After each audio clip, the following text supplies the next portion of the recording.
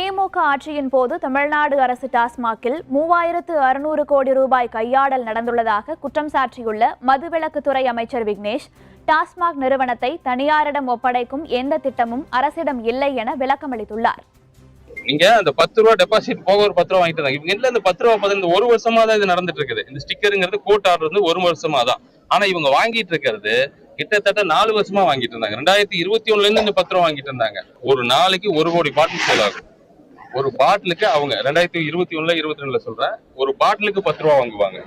1 கோடி பாட்டிலுக்கு குறைஞ்சது 10 கோடி ரூபா ஒரு நாளைக்கு. ஒரு மாசத்துக்கு கிட்டத்தட்ட 30 கோடி ரூபா.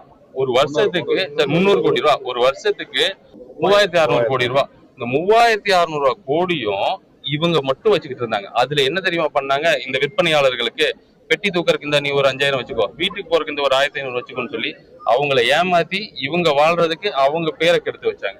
மக்கள் வந்து என்ன 10 ரூபாய் இவங்களுக்கு போகும்னு மக்கள் நினைச்சிட்டான். ஆமா, அப்படிதான் நானும் நினைச்சிட்டு இருந்தேன் இதுக்கு முன்னாடி வரைக்கும். உள்ள வரும்போதுதான் தெரியுது. எவ்வளவோ சொல்லிட்டோம், அந்த டெபாசிட் அமௌண்ட் வாங்கினா நீங்க திருப்பி கொடுக்கணும், அதுக்காக தான். ஆனா அதுவும் இப்ப மாறிடும். நான் உங்களுக்கு என்ன வாக்குறுதி கொடுத்தனோ அது எல்லாமே செய்வோம். தயவு செஞ்சு அந்த 10 ரூபா வாங்காதீங்க. இம்மீடியட்டா சஸ்பெண்ட் பண்ணுவோம். டாஸ்மாக் வந்து தனியார் மயமாக்க போறதா ஒரு தகவல் வந்து சோசியல் மீடியால வந்துட்டு இருக்கு. அது உண்மையா? இல்ல, அப்படி எந்த ஒரு